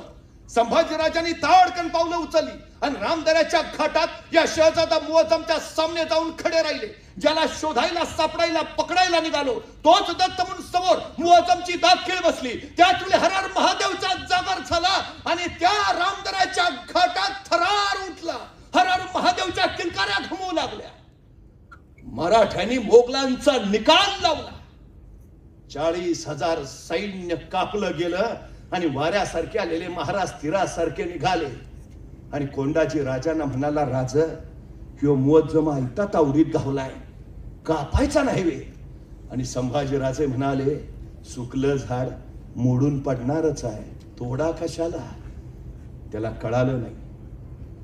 पण कोकणात मिळतं नारळाचं कुळीत, मराठ्यांनी या मोगलांचं अन्नधान्य पुरता उद्ध्वस्त केलं होतं. आता खावं काय? नारळाचं कुळीत काय करामत करून ठेवली. मोगलांनी नारळाचं कुळीत खाल्लं आणि उरलेले मोगल टाचा घासून तिथंच रामदऱ्याच्या घाटात तडफत राहिले. जगातल्या पहिल्या जैविक अस्त्राचा प्रयोग संभाजी महाराजांनी रामदऱ्याच्या घाटात केला. शस्त्राशिवाय 40,000 सैन्य मारणार हे शास्त्र फक्त संभाजी राजांकडे होत. संभाजी महाराजांनी स्वराज्य विलक्षण उंचीवर नेलं. विलक्षण उंचीवर रायगडावर असणाऱ्या संभाजी राजांना औरंगजेबाच्या पुढच्या हालचालींची गतिमानता कळत होती. 4.5 वर्ष झगडून सुद्धा औरंग्याच्या वाट्याला काही नाही. अखेर औरंगजेबानं भर दरबारात विचारलं, क्या किया जाय? आणि सगळे सरदार एका सुरात म्हणाले, हुजूर वापस लौट चलते हैं, अभी दम नहीं है हुजूर. आणि चरपडत राहिलेला औरंगजेब त्याने फैसला केला, अब छोड़ देंगे दख्खन, बाद में देखेंगे. संभाजी राजांच्या शौर्या पुढे औरंगजेब हतबल झाला, झुकला, नमला, महाराष्ट्रातनं पळाला. हे शौर्य शौर्य होता संभाजी राजांचं. औरंगजेब वळाला तो विजापूरकडे. एका वर्षात त्यांनी विजापूरची आदिलशाही घेतली. मग गेला गोवळकोंड्याकडे. गोवळकोंडा घ्यायला त्याला फक्त 6 महिने लागले. आणि तो पुन्हा वळाला स्वराज्याकडे. पण औरंगजेबाला माहिती होत, उघड्या मैदानात संभाजी राजांना पराभूत करणं कठीण. काव्यानंच डाव टाकायला हवा. आणि औरंग्यानं डाव टाकला. संभाजीराजे रायगडावर, कवी कलश पन्हाळ्याच्या आसपास, शृंगारपूरचे शिर्के आणि देसाई खोतांचा वतनाचा खटला कवी कलशाच्या समोर आला. कवी कलशाने निकाल खोतांच्या बाजूने दिला. शिर्के चिडले, कवी कलशावर चालून गेले. कलशाला मार दिला. कलश पळून खेळण्यावर गेले. आणि विशाळ गडावर पोहोचलेल्या कवी कलशाने संभाजीराजांना निरोप पाठवला. शिर्क्याने मार दिला, पळून खेळण्यास आलो. आणि संभाजीराजे रायगडावरनं तडक निघाले शृंगारपुराला. पण त्याच वेळी औरंगजेबाने कोल्हापूरच्या मुकर्रब खानाला असद खानाकरवी पत्र पाठवलं. औरंगजेब असद खानाला लिहितो, त्या मुकर्रब खानाला कळवा, तो रायरीचा जहागीरदार रायगडावरनं निघाला आहे. शिर्क्यांशी भांडण देणं आहे, नामी संधी आहे. म्हणजे संभाजी महाराज निघायच्या आधीच औरंगजेबाला माहिती होत. संभाजी महाराज आणि औरंगजेबाची बातमी एकाच वेळी निसटली. मुकर्रब सज्ज राहिला. संभाजीराजे शृंगारपूरला पोहोचले. शिर्क्यांना तडा खेळली. शिर्क्यांचं प्रकरण मिटवलं आणि संभाजीराजे पन्हाळ्यावर पोहोचले. पन्हाळ्यावर होते सेना सरलष्कर महालोजी घोरपडे. संभाजी महाराजांनी विचारलं, महालोजी बाबा, मुकर्रब खानाची कोण हालचाल? आणि महालोजी कडाडले, तो काय येतोय, आम्ही हाय नव्ह, रेटतो की त्याला. पण त्याच वेळी हेर धावत आला. हेरानं निरोप दिला, राजा रायगडाला येतेकात खानाचा घेर पडला आणि चमकले राजे. रायगड म्हणजे राजधानी, महाराणी बाळराजे, स्वराज्य तख्त तिथं आहे, निघायलाच हवं. आणि संभाजीराजे निघाले. महालोजी राजांना सांगितलं, महालोजी बाबा लागली जरूर तर हाक मारू, लगलाग येऊन मिळा. आणि संभाजीराजे पन्हाळ्यावरनं निघाले. पण मुकर्रब खानाचं सैन्य परिसरात आधीच व्यापलेलं. चोहो बाजूला मोगली सैन्य. रायगडावर तुरंत पोहोचावं यासाठी संभाजीराजांनी अत्यंत बिकट अडचणीची संगमेश्वराची वाट निवडली. आणि राजे संगमेश्वराच्या दिशेनं दौडू लागले. राजे संगमेश्वरात पोहोचले. संभाजीराजांना रायगडाच्या बाहेर काढावं, रायगडाला घेर टाकावा, म्हणजे रायगडाच्या रक्षणासाठी संभाजीराजे धावत येतील. पण येणाऱ्या साऱ्या रस्त्यांवर मोगलांनी आधीच सारं जाळं पसरून ठेवलेलं. संभाजीराजे संगमेश्वरात सरदेसाईंच्या वाड्यात मुक्कामाला थांबले. अर्जोजी गिरजोजी यादवांचा कराड वतनाचा कागद त्यांनी तिथंच करून दिला. स्वराज्याच्या हिताचे काही फैसले त्यांनी केले. महादेव चिमोलांचा निर्णय सुद्धा त्यांनी तिथं घेतला. आणि आता इथूनच रायगडावर निघायचं. मोगल या प्रांतात येणं शक्यच नाही. इतकी बिकट वहिवाट आलेच तर विशाळगडाच्या आंबा घाटात नाही.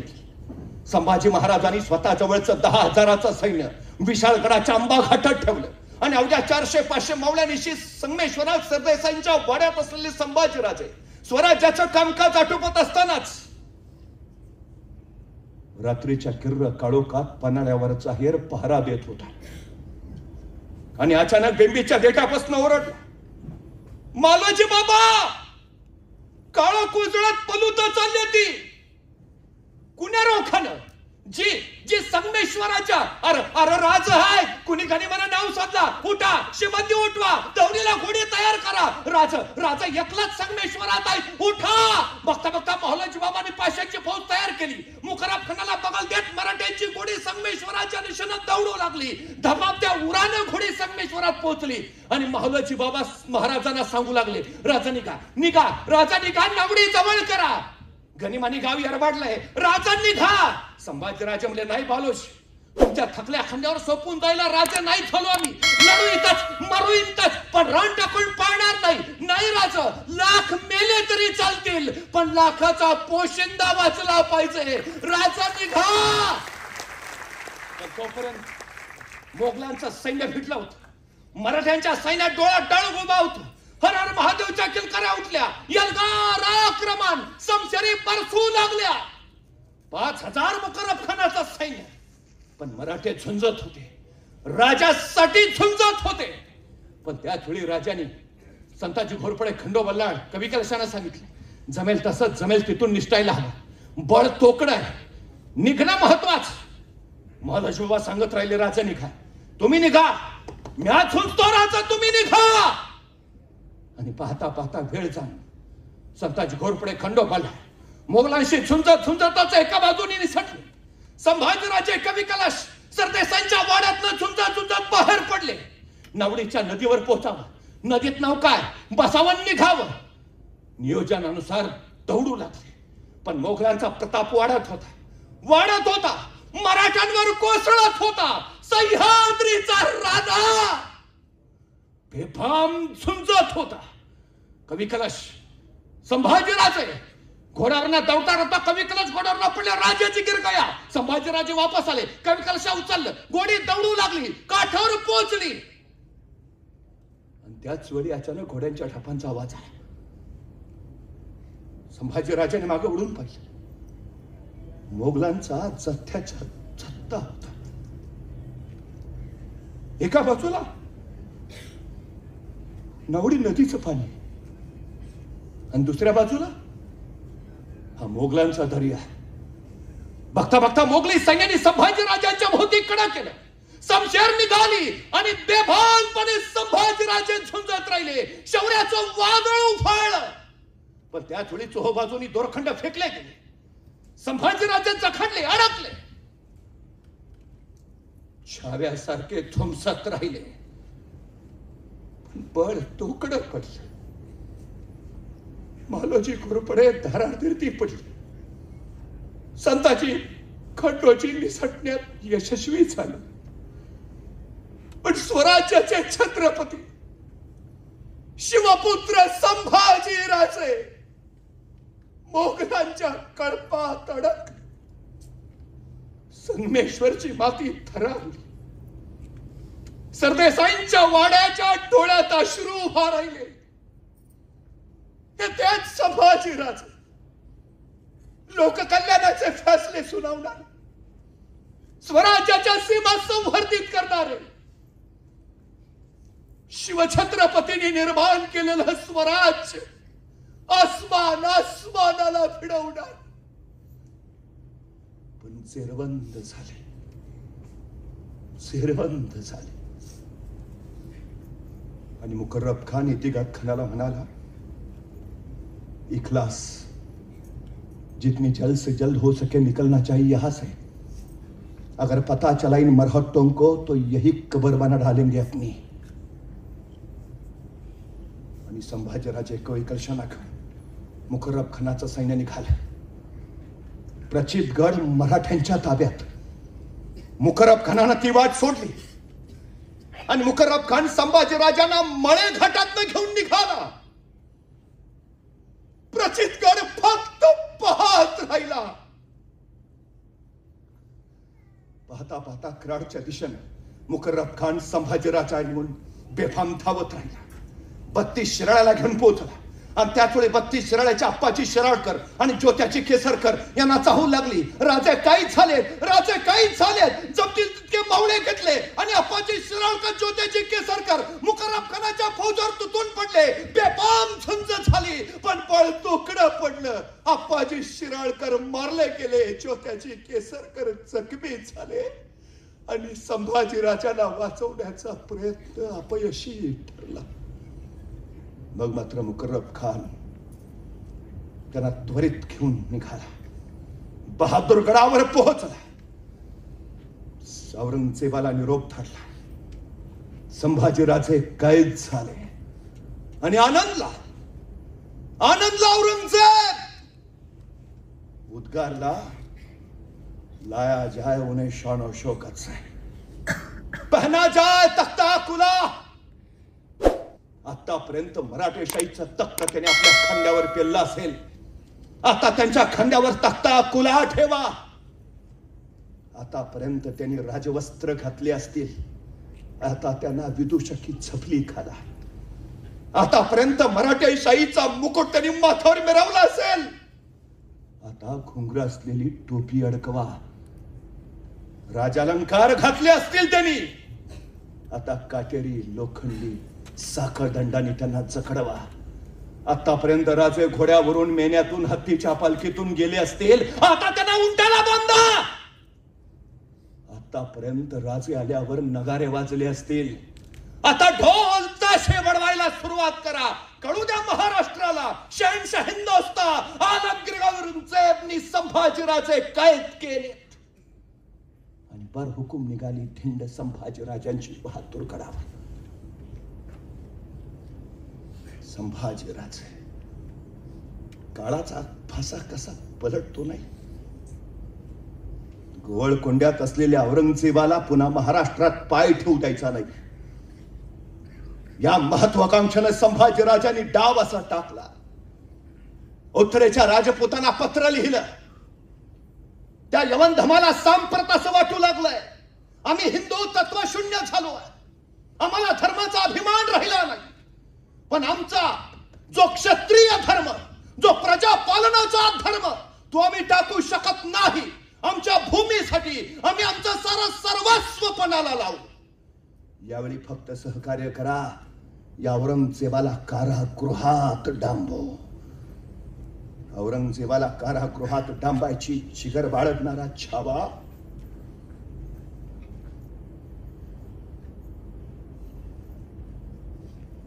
स्वराज्य अस्मदाला भिडवणारा छावा बहादूरगडावर उंटाला बांधला गेला होता. तख्ताकुला चढवलेले, काटेरी अलंकार घातलेले, विदूषकी छपली, विदूषकी टोपी. बघितलं असतं तर वाटलं नसते स्वराज्याचे छत्रपती आहे. कुणाच्या वाट्याला आले हे विटंबना. कुणी सोसलं हे सारं. इतिहास एकच नाव सांगतो, संभाजीराजे. संभाजीराजे. यवनी छावणीत आनंदाचा कोण कल्लोळ माजला होता. 9 वर्ष ज्याने औरंगाच्या सैतान दिमागात गोंधळ घातला. ते शंभूराजे आहेत कसे, दिसतात कसे, चालतात कसे, बोलतात कसे, कोण कुणाच्या घरावर, कोण कुणाच्या झाडावर, कोण कुणाच्या खांद्यावर उभा राहून बघत होते. संभाजीराजे अचानक कुठून तरी भिरभिराला दगड यायचा. संभाजीराजांच्या छातोळा जळायचा. रक्ताची चळकाटी हातरायचा, कल्लोळ उडायचा. कुणीतरी यायचा, उंटाची शेपटी पिरकळायचं. उंट थया थया नाचायचा. अंगावरचे काटेरी साखळदंड टोचायचे, बोचायचे, जागोजागी जखमा करायचे. कुणीतरी यायचं, शिवी घालायचं. तलवारीच्या टोकाने शंभूराजांच्या अंगावरून रेष उठवायचं. रेषेबरोबर रक्ताची धार लागायची. होती. मुद्रा मुद्रा रक्त मुद्रा उद्यमत निघाले होते शंभूराज. किती सोसा, काळजाचा तळ ढवळून काढणार किती.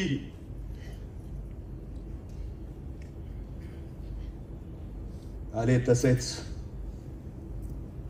एवढं सोसले म्हणून झुकले नाहीत, नमले नाहीत, होते तसेच करारा बाणेदार.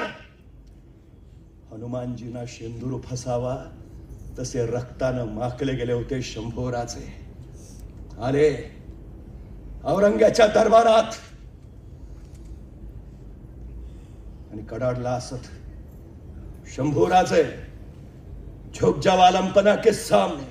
आणि उसळले कवी कलश, राजा है वो, झुकेंगे नहीं झुकाएंगे. खामोश कर हर दिशा संतर चप चप चप चप. याद रख, कैद में है, आला ताला के दरबार में है चप. पण त्याच वेळी फिर गंभीर आवाज घुमला, सबूर रासद सबूर, अभी बहुत पूछना ही है. आणि शहनशाह हिंदोस्तान आलमगीर गाजी औरंगजेब आस्त एकदम तख्तावरनं खाली उतरला, शंभूराजांच्या समोर आला आणि शंभूराजांकडे पाहत म्हणाला, 9 बरस के थे तब मिले थे हमें आगरा में, तब पूछा था हमने इन्हें, क्यों संभाजी आपको हमारा डर नहीं लगता. और संभाजी राजे ने जवाब दिया था, हमें किसी का डर नहीं लगता, लेकिन हमारी वजह से सबको डर लगता है. सच कहा था कभी ठंडक ना मिलने दी, लेकिन अब नहीं, अब दिखाएंगे. अल्लाह ताला की मेहरबानी शब रात का जश आ ही गए, पैरों पे कैदी हो गए. अल्लाह ताला की रहमदिली सामने है, कैद में है.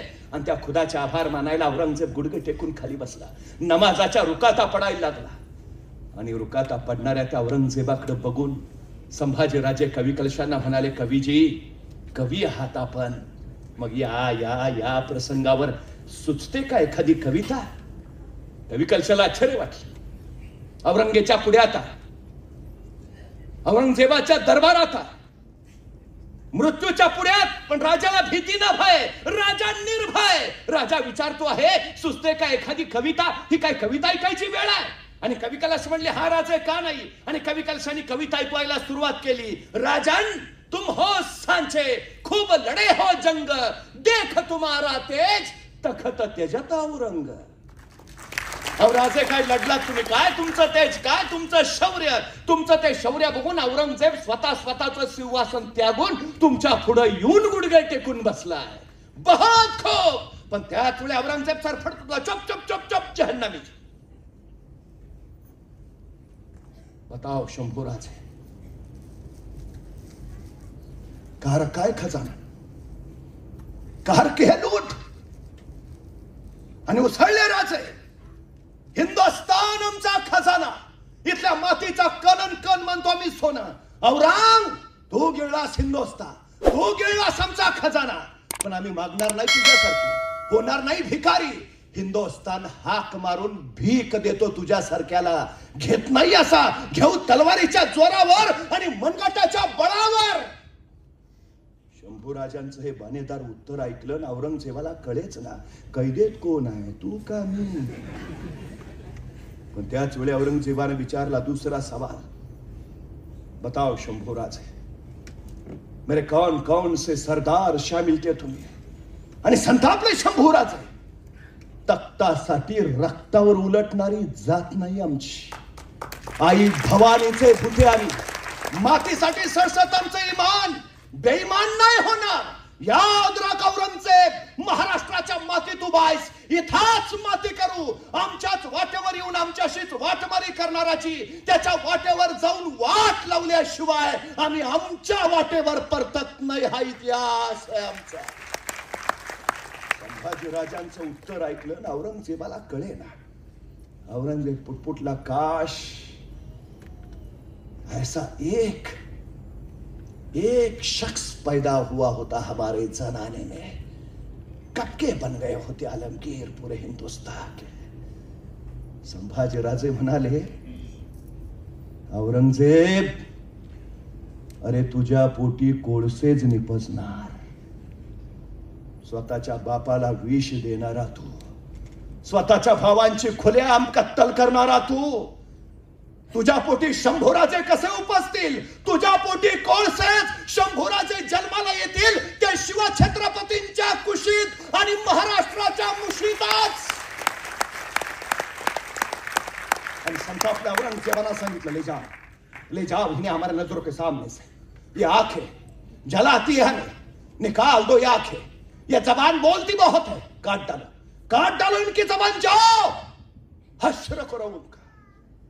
आणि वडू तुळापूरच्या वधस्तंभाला संभाजीराजे कविकर्षांना बांधलं गेलं. आदेश होते, डोळे काढायचे, जबान छाटायची. संभाजीराजे 9 वर्षाचं छत्रपती म्हणून उभा केलेलं थकथकत आयुष्य, 9 वर्षामध्ये 140 लढाया केल्या, पण एकाही लढाईत पराभूत न होणारा राजा म्हणून जगाच्या इतिहासाला ज्याची नोंद घ्यावी लागली ते हे शंभूराजे.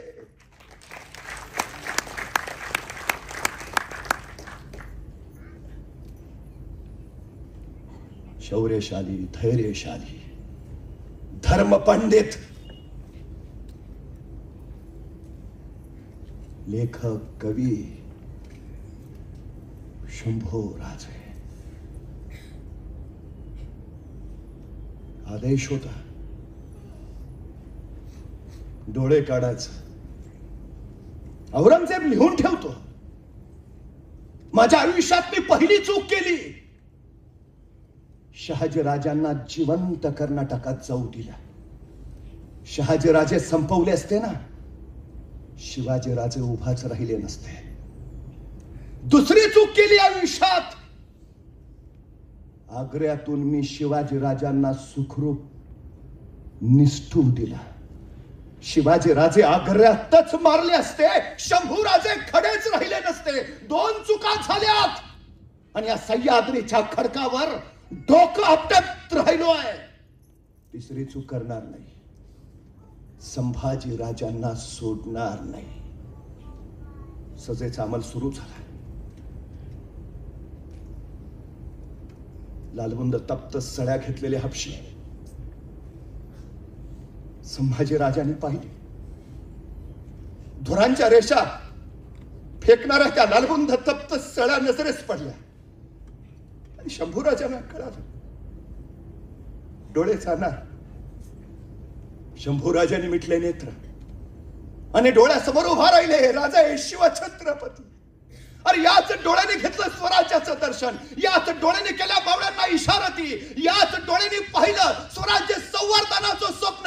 तेच डोळे उघडले, डोळ्यासमोर दिसल्या लालबुंद तप्त सळ्या. आल्या जवळ, अगदी जवळ, घुसल्या आत. चर्र नुसता आवाज गोंगावला. सळ्या गेल्या आत, निघाल्या त्याच वेगात बाहेर. डोळे नव्हते कुठंच, उरल्या होत्या नुसत्या लालबुंद खोपड्या.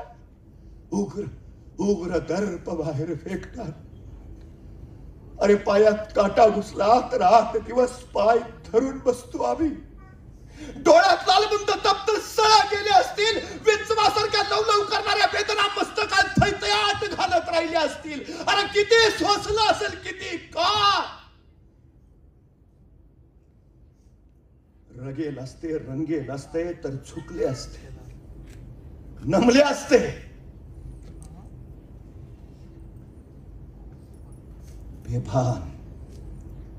बेभानपणे सोसत राहिले. हा दख्खन, हे स्वराज, सह्याद्रीच्या माथ्यावरचे गडकोट चिरंतन राहायला हवेत.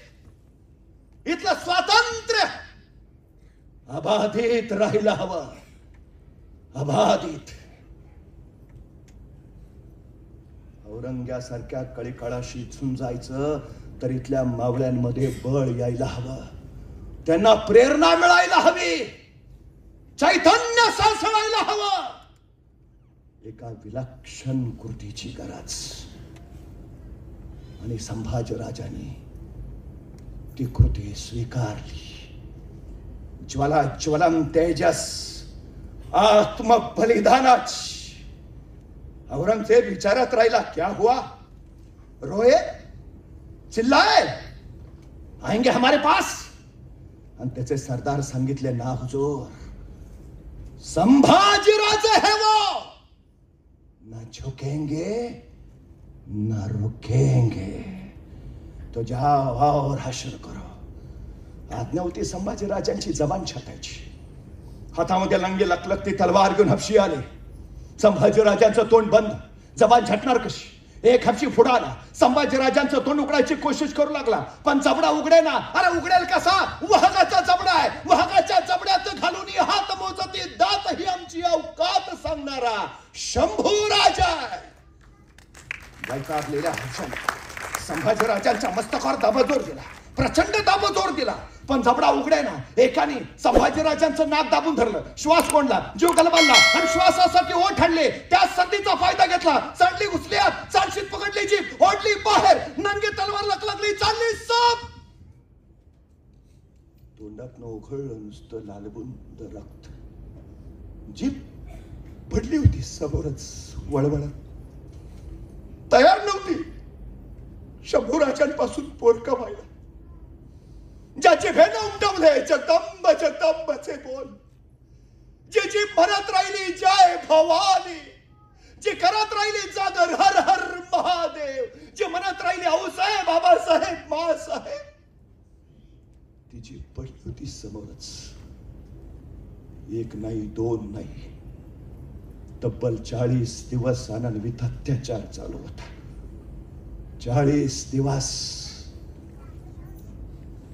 औरंग्याच्या डोळ्यात डोळा घालून हिंदुस्थानच्या मुक्ततेची मुहूर्तमेढ रोवणारा, मरणालाही मरणाचं कौतुक वाटावं असं बलिदान स्वीकारणारा शिवपुत्र शंभूराजे सोसत होते.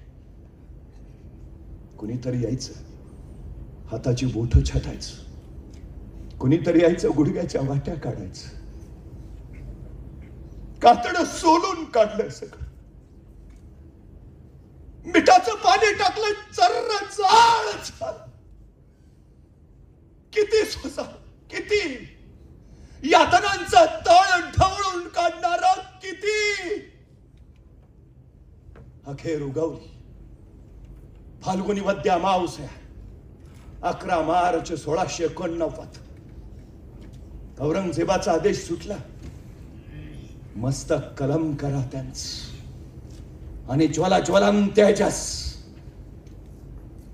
ताट कण्याच्या स्वाभिमानी बाण्याच्या संभाजीराजांचं मस्तक छट भाल्याच्या फळाला रोल आणि निघालं वाजत गाजत. आला इंद्रायणीच्या तीरावर. त्या इंद्रायणीच्या रेतीमध्ये संभाजीराजांच्या मस्तकाचा भाल्याचा फळ रोवला आणि त्या मस्तकातून रक्ताचा एक थेंब त्या इंद्रायणीच्या डोहात पडला आणि थरारली शहारली इंद्रायणी. आणि याच इंद्रायणीनं पाहिलेलं संभाजीराजांचं शौर्य, ते धैर्य, तो पराक्रम, ते धाडस, ते साहस, रौद्र संभाजीराजे. इंद्रायणी ढाळू लागली आसू. 350 वर्ष झाली इंद्रायणी अजूनही आसू ढाळती. खरे संभाजीराजे तुम्हाला कळालेच नाही. सांग, संभाजीराजे कळाले. औरंग आला आणि औरंग पुटपुटला, सचमुच छावा है छावा शेर. हमने आंखें निकाल दी उनकी, लेकिन उनकी आंखें नहीं झुकी हमारे सामने. हमने जबान काट दी उनकी, लेकिन उस जबान से उन्होंने मांगे नहीं रहम के 2 लफ्ज. हमने हाथ तोड़ दिए उनके, लेकिन नहीं फैलाए उन्होंने अपने हाथ हमारे सामने. हमने पांव काट दिए उनके, लेकिन नहीं देखे उन्होंने अपने घुटने हमारे सामने. हमने गर्दन काट दी उनकी, लेकिन उनकी गर्दन नहीं झुकी हमारे सामने। सचमुच छावा है छावा। या अल्लाह, होंगे कामयाब या ऐसे ही लौटना पडेगा खाली हात दिल्ली? आणि तेच झालं जे संभाजीराजांच्या मनी होत। ज्वलन आत्मबलिदान ज्यासाठी स्वीकारलं तेच झालं। पेटून उठली इथली रयत, संतापली, धगधगत्या अंगारासारखी कोसळली। राजाशिवाय 14 वर्ष प्रजा लढत राहिली। दख्खन घ्यायला लावता औरंगजेब, अरे दख्खन सोड, एक खण घेता आला नाही त्याला, एक खण। दख्खन घ्यायला आलेला औरंगजेब अखेरीतच संपला। 3.5 हात जमीन घेऊन याच महाराष्ट्रात गाडला गेला आणि इतिहास पुटपुटला। जो महाराष्ट्राच्या नादाला लागतो त्याचा औरंगजेब होतो।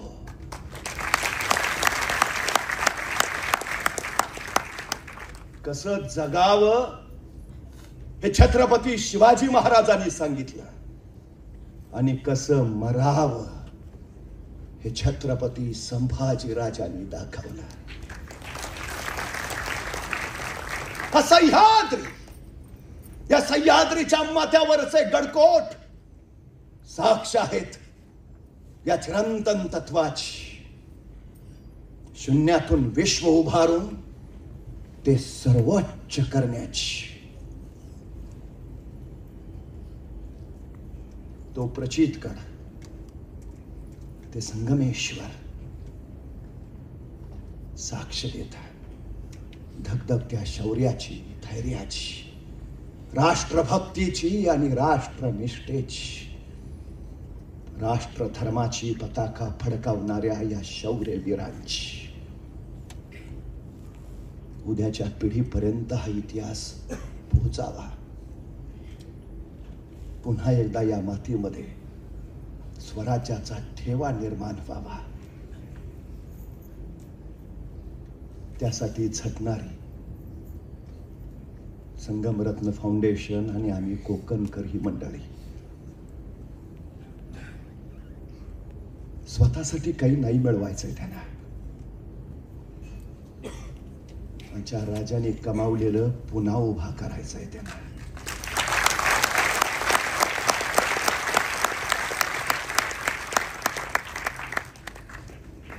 आपले आशीर्वाद तर हवेच, पण जमेल तसं, जमेल तितकं सहकार्यही।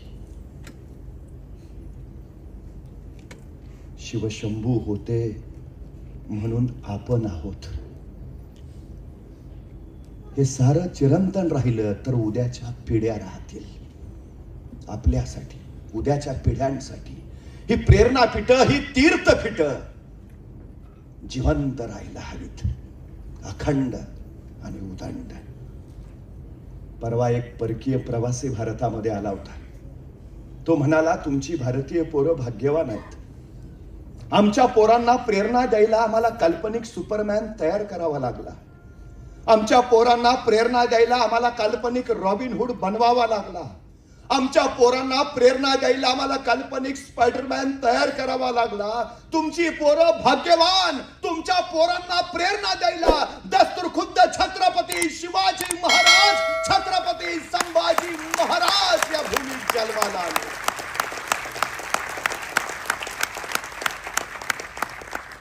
त्या शिवशंभूंच्या भूमीत आम्ही जन्माला आलोय। केवढं महत्वाची असेल। शिवशंभूंचा तो वारसा चिरंतन जतन करायला हवा। या प्रवासात आपण सहभागी व्हायला हवा। धन्यवाद।